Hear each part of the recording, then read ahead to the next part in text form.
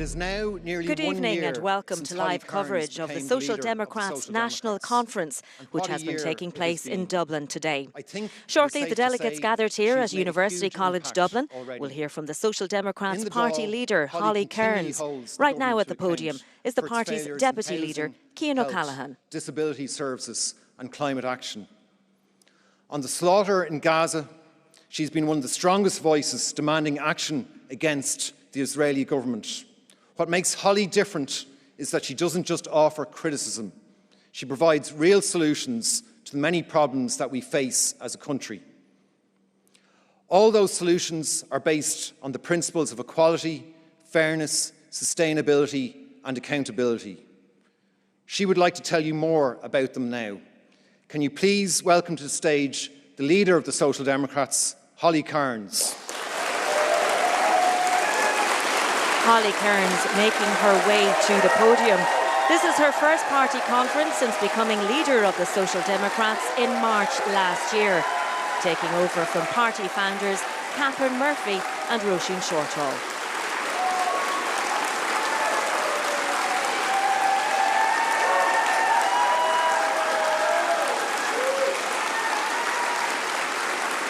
Hi everyone.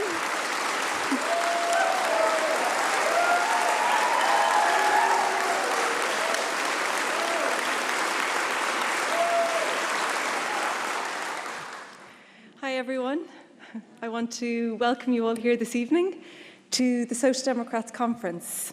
I also want to welcome the people watching at home on their TV and to everyone tuning in on social media. Thank you to my Deputy Leader, Cian O'Callaghan, for his kind introduction.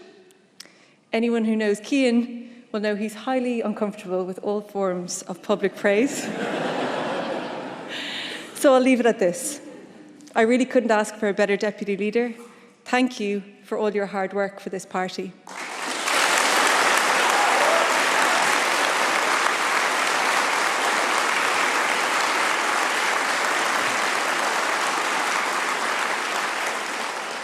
Conference, it is a huge honour and privilege to address you all for the first time as leader of the Social Democrats.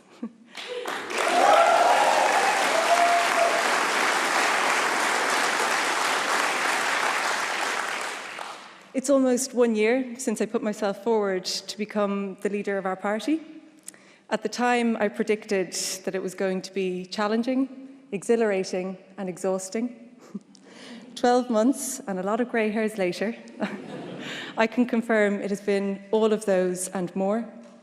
But above all, it has been a huge privilege. When I became leader last March, I was well aware that I had my work cut out for me. I didn't just have one pair of shoes to fill, but two. Those of my friends and colleagues, Catherine Murphy and Roisin Shortall. It's not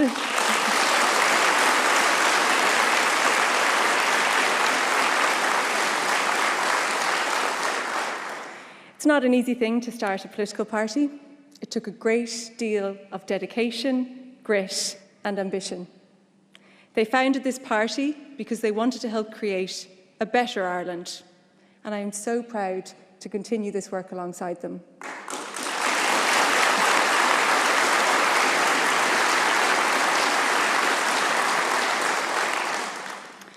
I live about 5 hours away from Leinster House, so I spend a lot of time in my car, a minimum of 10 hours a week. Gives me two things, a sore back and a lot of time to think.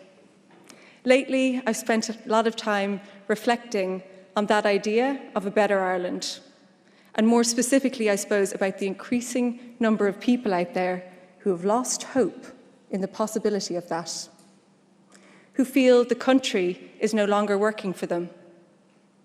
I think this disillusionment comes down to a profound disconnect between where we are as a country and where we should be. A disconnect between a GDP per capita that makes us one of the richest countries in the world and 4,000 children growing up in emergency accommodation.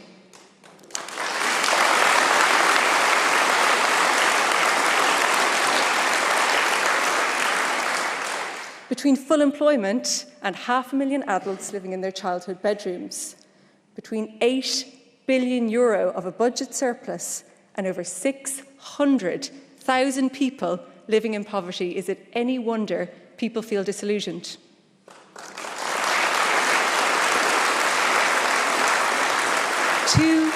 Too many people are being left behind, and too many people can't see a way out that isn't via the departure lounges in Dublin, Cork or Shannon Airport.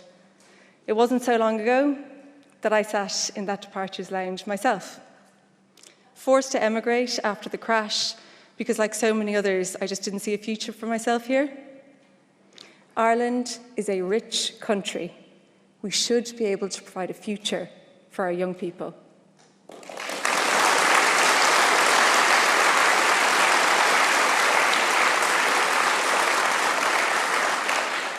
Instead, we're stuck in a decades-old cycle of shoving generation after generation onto boats and planes to the UK, Australia, America and Canada because government after government after government have failed to provide even the basics, like a roof over people's heads and a quality health service that is fit for purpose.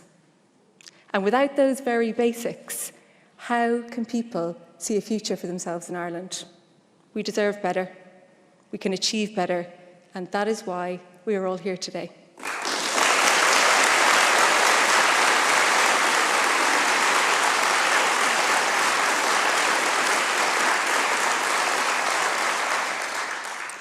The upcoming elections can't come soon enough because the tide is turning in Irish politics. I can feel it, I think we all can.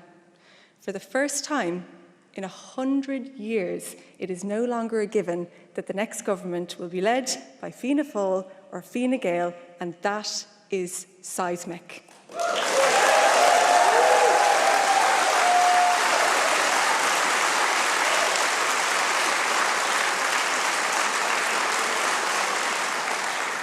It means people are open to alternatives and they are considering all of their options. And I believe that social democracy offers the transformative change we need in this country. Let me explain what I mean by that. Essential public services like housing, healthcare, disability services and childcare are fundamental rights. For too long, the state has outsourced its responsibilities to the private market. These essential services must be provided by the state. They shouldn't only be available to those on the highest income. At its core, that is what social democracy is all about. Our vision for a better Ireland is based on strong principles of equality, sustainability and honesty. We will not compromise on these principles. So we may not always say the most popular thing, but on the important issues we face as a society, you will always know where you stand with the Social Democrats.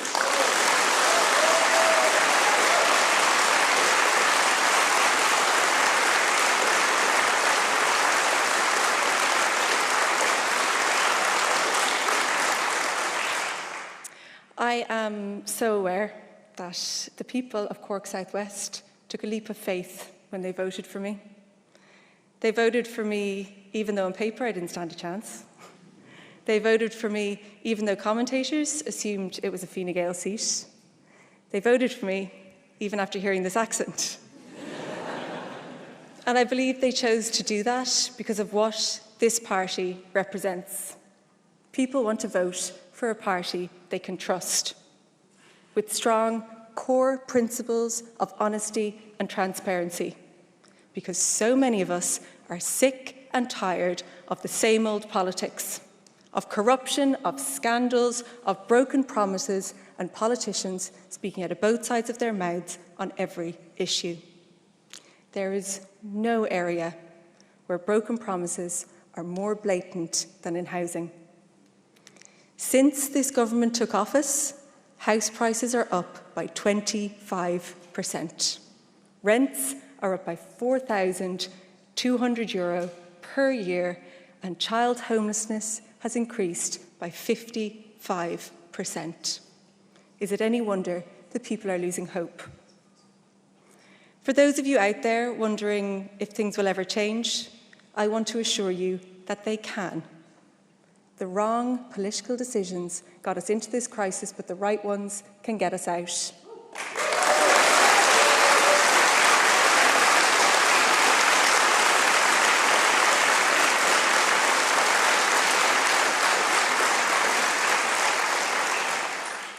We have a clear plan. We will deliver 50,000 homes per year during our term in office, and to get there, we must focus on affordability. In the middle of an affordability crisis, government have consistently missed their affordable housing targets. We will change that. We will have a laser focus on the delivery of affordable and social homes.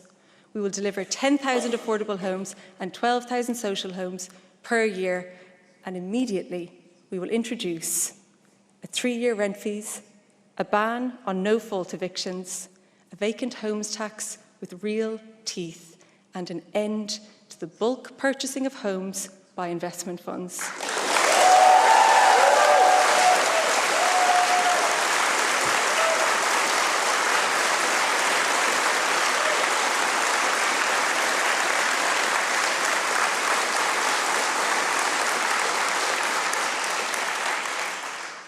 In Ireland, I think it feels like some kind of far-flung dream that you wouldn't have to spend €60 to visit your GP, that you wouldn't be met with a waiting list or be left on a trolley when you're sick.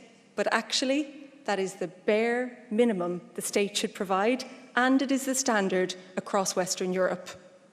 The most frustrating thing about the problems that plague our health service is that we have a plan to address them, laid out clearly, step by step. This plan to deliver universal healthcare, Sláinte Care, was agreed in 2017 by every political party. It means healthcare that's free at the point of need. No GP fees and no fees for therapies and much shorter waiting lists.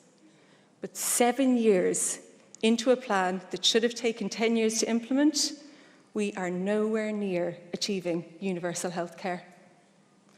And that is why the full accelerated implementation of Sláinte Care is a red line issue for the Social Democrats in any programme for government.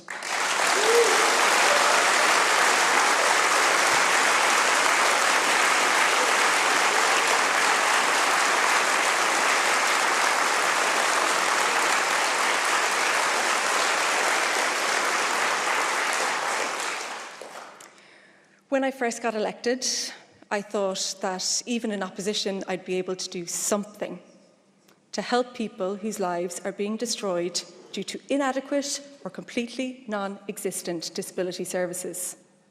Instead, when we raise issues like children's disability network teams, personal assistance hours, respite services, we are met with a combination of evasion, excuses, and empty promises. The reality is that so many disabled people are not just being failed, they are being actively harmed by the state. Government cannot claim to be committed to the Convention on the Rights of People with Disabilities while refusing to ratify the part which would mean those rights become a reality. And then they have the neck to run a €1.5 million ad campaign to promote these rights. The very rights they are blocking disabled people from exercising. I now know there is only one thing that will change the provision of disability services in this country, and that is a change in government.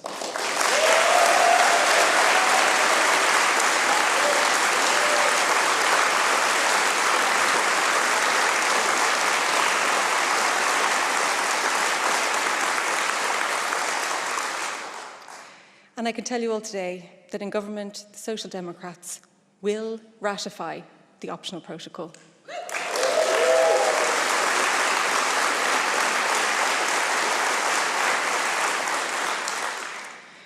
There is a tendency in Irish politics towards short-termism, and when governments only think in 5-year election cycles, long-term plans like climate action fall very far down the list of priorities. But we cannot afford to continue on this path of half measures, incomplete plans, and missed targets. Climate change is here, and it is causing devastation. We only need to look at the recent flooding in Middleton to get a glimpse of what the future holds. Doing nothing is not an option, and not doing enough isn't an option either. It is a betrayal of future generations. We need climate action that is ambitious enough to meet the scale of the enormous task, and it will not be easy. But we have the resources to do it right. That is why the Social Democrats want to see the budget surplus used to create a €6 billion climate transformation fund.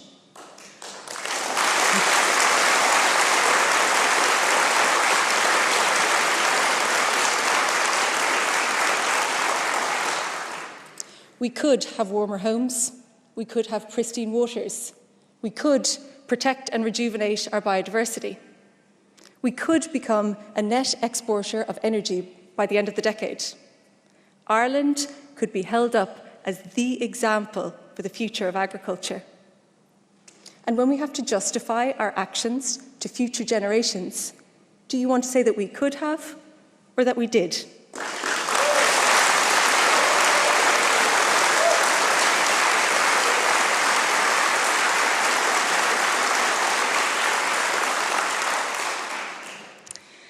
Last night, the Palestinian ambassador stood on this stage and delivered a powerful and emotional address to our conference. The scale of the death and destruction in Gaza is unprecedented, it is disgusting, it is beyond words.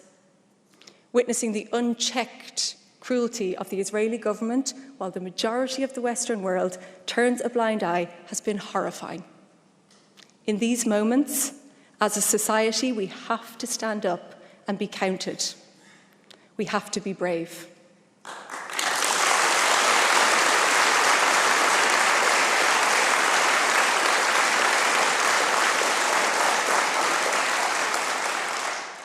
From candlelit vigils in small villages across the country to the tens of thousands of people taking to the streets of Dublin, the Irish people have sent a clear and unequivocal message of support for the Palestinian people.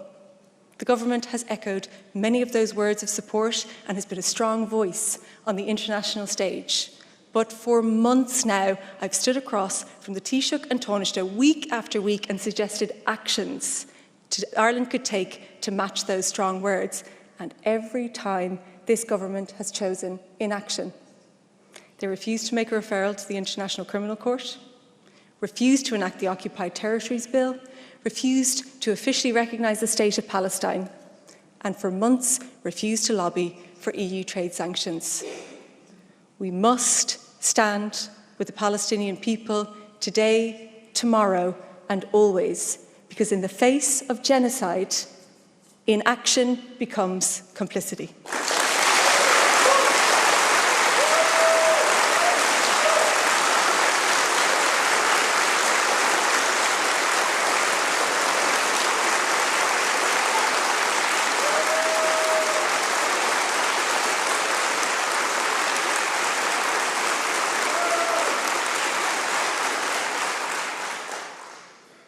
I mentioned earlier that I emigrated after the crash. I spent years abroad.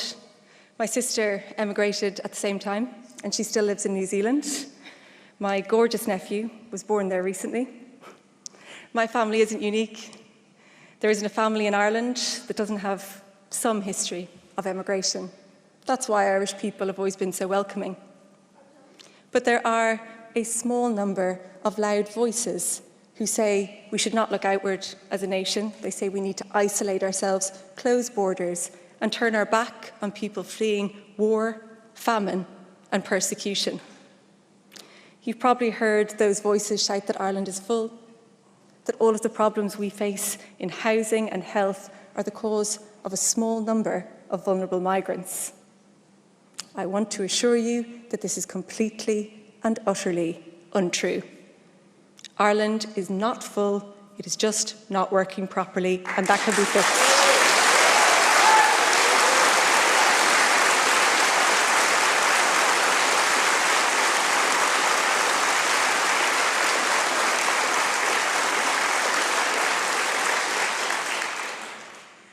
because the problems that we face as a country are within our power to solve.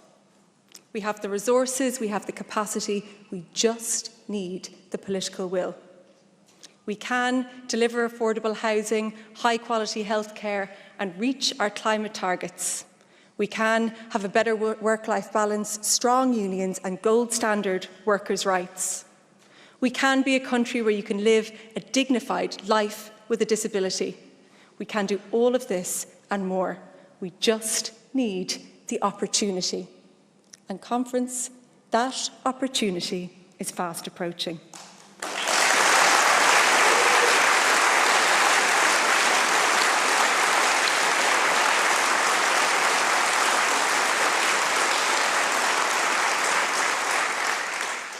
We are facing into a year of elections, a year of possibilities.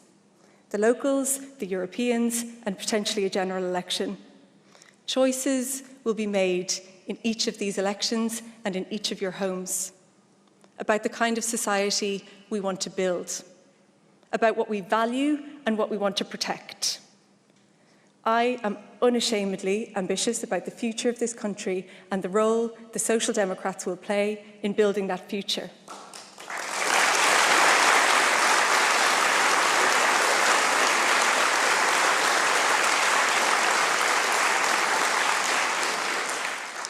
But I know that that ambition will only be realised if, as a party, we can offer a credible alternative. To do that, we don't just need to offer solutions to the many problems we face as a society. We need to offer as many of you out there as possible the chance to vote for us. So with the support of my colleagues, we have been working flat out to build the Social Democrats up to a point where we can reach our full potential. That is why we are running more candidates all over the country than ever before. Because in this crucial year in Irish politics, we want to put social democracy on the ballot.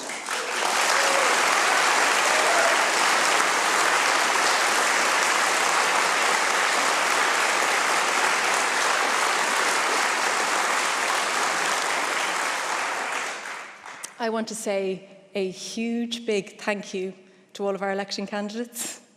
Many of you are in this room today. Standing for election takes courage, determination, and the highest step count you've ever seen. I'm asking you to get out there into your communities, to knock on as many doors as you can and have as many open and honest conversations as you can, because take it from me, from somebody who won their first election by a single vote, every door knocked on, every conversation started, every voter registered can be the one that makes a difference.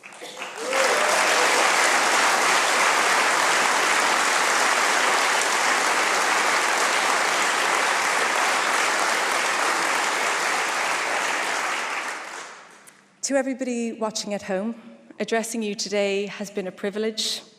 It's also an opportunity to talk to you directly, to ask you to give us a chance.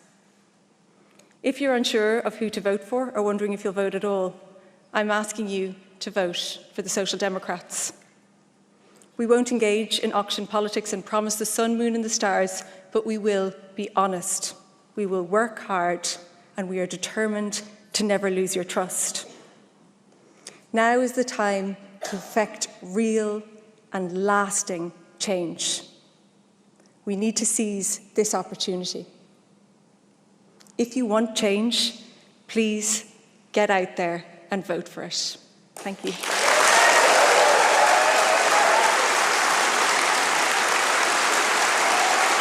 standing ovation there for the leader of the Social Democrats, Holly Cairns, in a speech outlining how she says social democracy offers the option of transformative change. She called for essential services to be provided by the state. She said her party would have a laser focus on the delivery of affordable and social homes, a 3-year rent freeze and a ban on no-fault evictions. Holly Cairns outlined what she described as the need for climate action that is ambitious enough to meet the enormous scale of the task. She also outlined her party's support for the people of Palestine, describing inaction as complicity. That's all from our coverage of the Social Democrats conference at O'Reilly Hall in UCD. From Dublin, a very good evening.